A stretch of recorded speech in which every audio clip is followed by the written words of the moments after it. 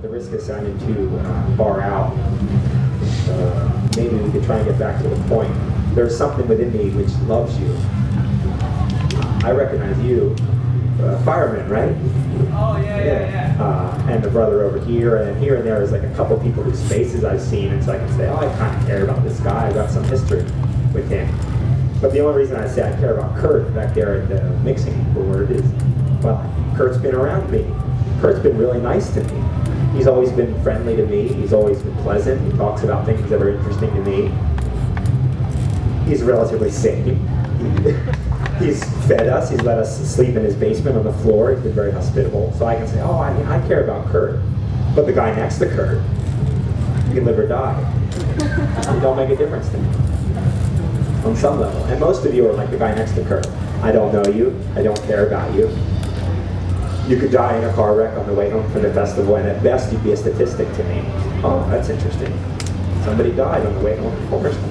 What a shame. Could you please pass the mustard?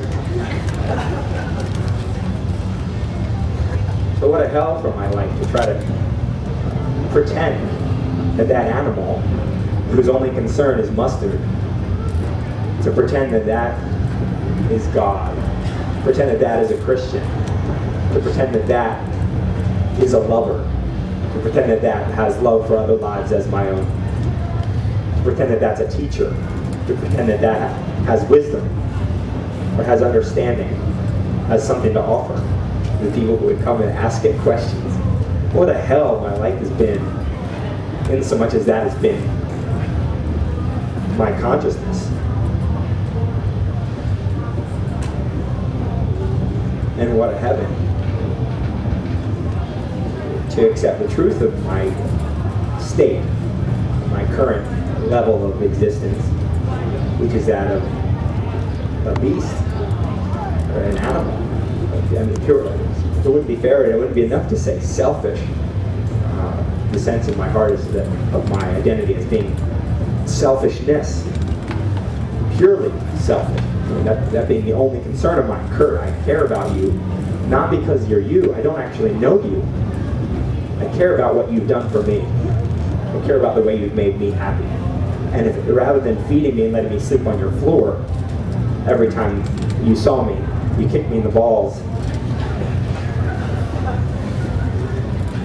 I wouldn't have that same fondness for you.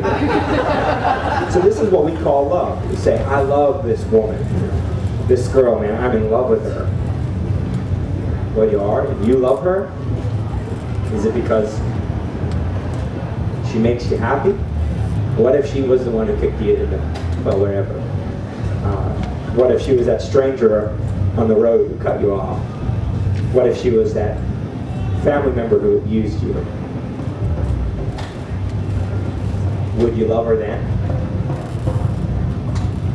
You have to say, well, no, I wouldn't want to marry her then. At least I wouldn't want to be around her. I love this woman because, and you come back, okay, yeah, it is because of how she makes me feel. Okay, well, we can call that love if we like. It might be a semantic debate. You know, we say, I love granola bars. They're so tasty, you know. But is that what we mean when we say God loves the world, or God loves us? Is the way we appreciate a granola bar? It makes us feel good, or our taste buds have pleasure? And is that what we are to God? Is that the nature of God's love? Is that we bring pleasure to God? And so there's a fondness, and He'll continue unwrapping us and eating us. As long as we taste good, and we do what He wants us to do, then God loves us. But then if we screw up, or the moment we pass our expiration date, or if we fall into a pile of urine, I guess urine doesn't pile up. Well, something that would make us not taste so good, that maybe isn't so childishly funny as human waste. Would God cease to love us if we had nothing good to offer? Would God cease to love us if we had a bitter taste? If we were stale? Will God not love us if we came saying, I'm not a tasty granola bar. I'm the end result after it's passed through the body, to get back to the same imagery. Something's important.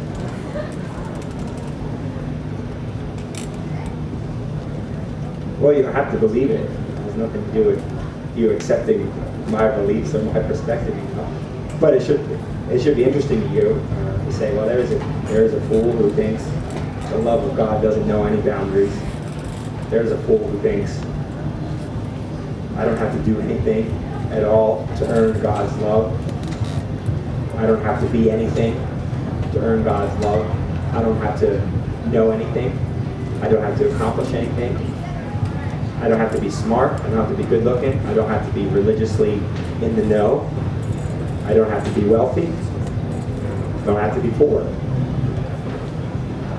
We look at the sun and we're given that example of a power that exists. And this is something right above us. It's not a fairy tale we're talking about. There is a star.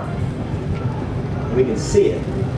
And it's so hot and so bright that even millions of miles away, or if there's any physics people here, correct me. I don't know how far the sun is, but it's really far. What's that? 93 million miles away. You want to come up here? You know more than me. 93 million miles or so away is this source of light and heat that doesn't care if you're a Christian or a Jew or a Muslim or an atheist or an anti-theist or an agnostic or a Buddhist or a moral relativist or a fundamentalist. We've got an example of something in our reality, not this sort of esoteric abstraction of a God, but something that exists, that gives, and never asks for anything back. It just gives. That's its nature. Not the way we give, where you hold the door and the person doesn't thank you and you have that thing that flares up. Oh, you're welcome. You're supposed to thank me.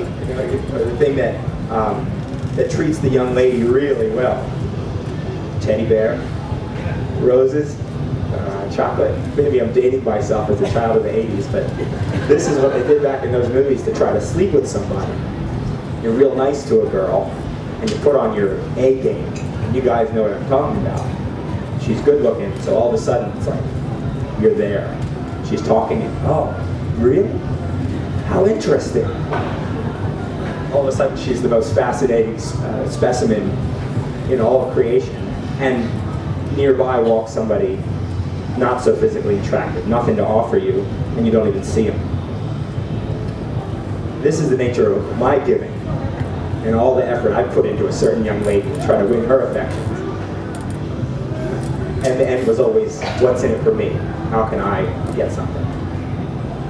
So the grace of my life to be able to acknowledge the reality of my current state and not to pretend to be a lover of people or in the state of Christ, in the state of the Son. Say, well, no, my kind of love is a business exchange. I give you $10 and you give me a CD. I give you roses. You give me an orgasm. Eventually. Well, again, if we want to call that love, that's fine. I'm not going to try and talk you out of your current language into a different language by saying, no, the only love that exists is the love that gives without any expectation of return, that sacrifices oneself, not for some kind of a wage, but because that's its nature, the nature of such a power as the Son isn't going to ask for anything in return, and it's not going to stop.